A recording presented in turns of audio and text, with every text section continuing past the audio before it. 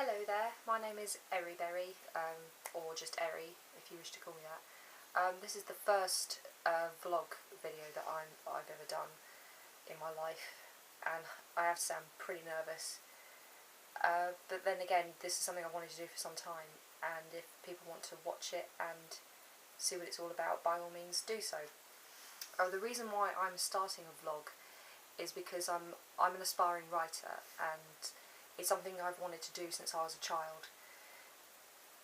At the moment, I'm nearly 30. I haven't yet got anything published, simply because I just haven't been able to get the motivation going to finish a novel.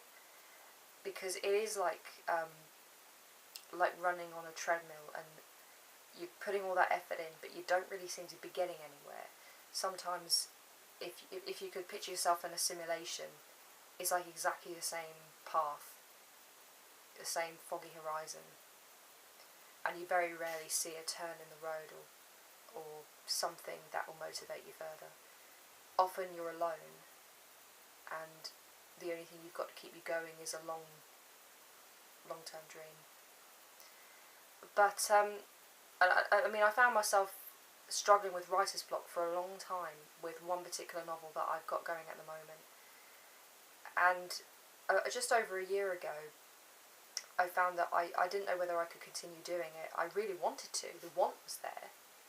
But every time I sat down to write, it was as if I was in physical pain. I couldn't scale the wall, so to speak. I physically couldn't walk the path. Every time I started writing, the pain would hold me back. Occasionally I'd break through that pain barrier, and I would be on a roll and write thousands of words after thousands of words. But often that didn't come. And just over a year ago, something happened that reignited my writing spark. And that was the TV show Sherlock. Because it was so brilliantly written, and just the quality comes off on screen. And that's when I discovered fanfiction,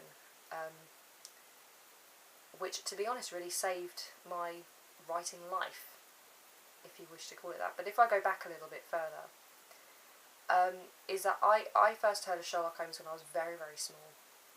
I remember I was a huge fan of Sooty Show, and in one of the episodes where there was food going missing, a little detective turned up and called himself Sherlock Sooty with a stitched-on deerstalker and cape. And when I was at school, we sang some songs, like singing practice, which was Sherlock Holmes inspired, Baker Street Irregulars, Eliminate the Impossible, songs I cannot find anywhere at all on the internet now, but by the by. And a few years later, I caught a few Sherlock Holmes TV shows, at the Jeremy Brett versions, and one of the shows that I saw was The Crooked Man.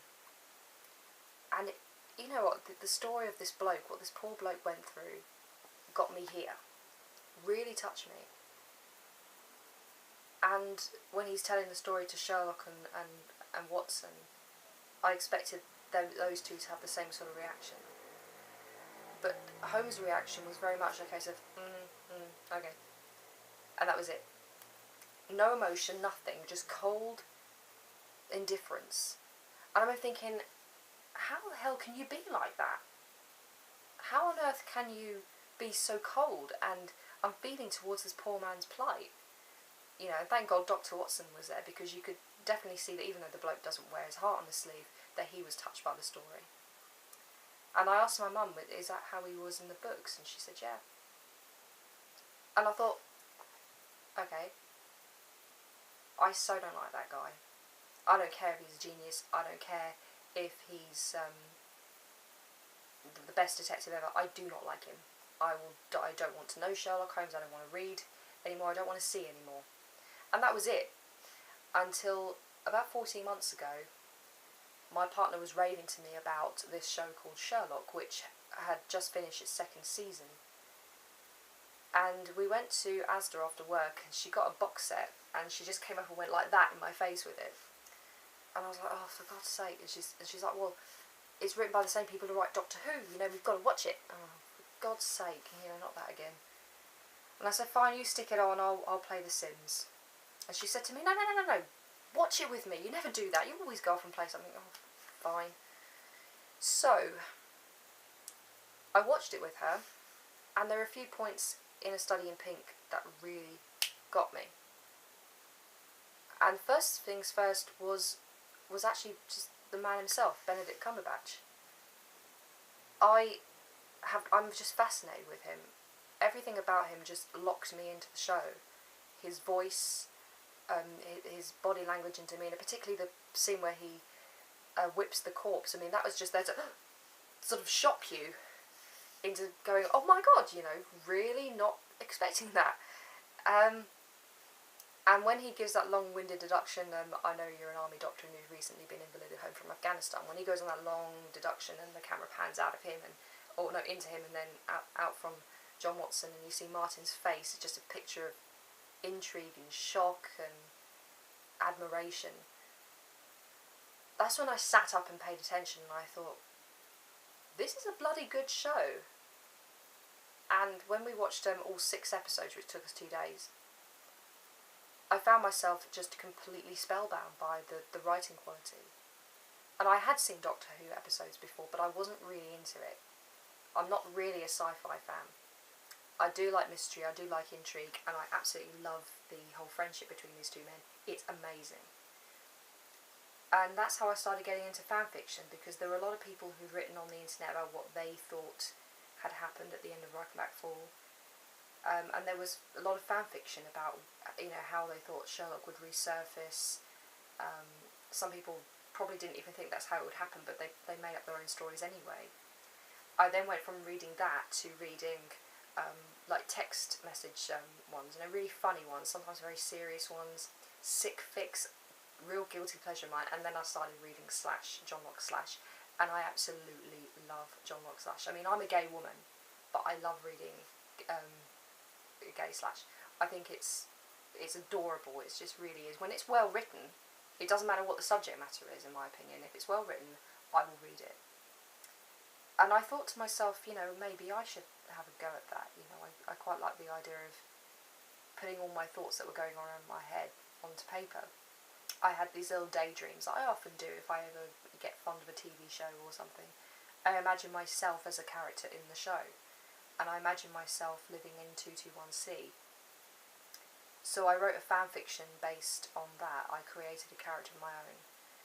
This fanfiction has a small yet loyal following, because not a lot of people like own character fanfictions, which I get. You know, a lot of people don't want to invest in a character when they've already invested in the characters that are on screen. And then I went back to the original material of Sherlock Holmes, and it actually really did surprise me that, you know, the Crooked Man really, to be honest, was the worst one I could have seen, because that really shows his blunt and cold manner. Whereas the other ones, and especially the original stories, show sometimes a very human side to him, a very caring side to him, and I found him just generally a very inspirational character. I found him the sort of person that many of us would love to not so much be, but if you think about it, intelligence and talent will only get you so far. If you really want to succeed in life, take a leaf out of Sherlock Holmes books and put a hell of a lot of bloody hard work into it. Because if you think of the bloke who knows makes and models of just about everything, knows the train timetables off the top of his head, he knows every street of London, lots and lots of information about lots of different things, which are pertinent to his work. I mean, he's multilingual as well. He's put a hell of a lot of work into what he does. Hours, days, weeks, months, years of just work. Not only is he super intelligent and super clever, you're not going to get very far if you've got a talent and you don't utilise it. And on the subject of talent, I'd say, this is my personal belief, that every single human being on this planet, everybody, no matter where you are or who you are, every single person has a special gift. Everyone has a talent or an affinity for something. It could be anything. It could be art, teaching, children, like they have, sometimes people have very analytical minds that they want to get into the other people's heads, like they might want to become a psychologist. it's a passion. It's a raw passion. It's not just something that you do like a hobby. Like I like artwork. I love drawing, and I love dog training. I've done that before. I love horse riding, but I think writing is the only thing that I think I do and do well. I think it's probably my only talent. There are many things out there I'd love to be able to do. Like, I do not have a mind like Sherlock Holmes at all. I don't have a logical, analytical mind. I'm very blinkered in many ways. I don't always see the bigger picture, no matter how many times I try. I certainly can't get on with other languages. I'm tone deaf. I can't play sports to save my life. I'm naturally a very awkward person. I'm a very socially awkward person. So I find that writing is a huge escape for me, and if I hadn't discovered the TV show Sherlock just over a year ago, I don't know what I would have done, because nothing has ever inspired me more than that show. Nothing has ever come close to reigniting that flair that I have for it. And I've read so many fan fictions out there. If you've written fan fiction out there, I've probably read it, and I've got lots of my favourites on alert list.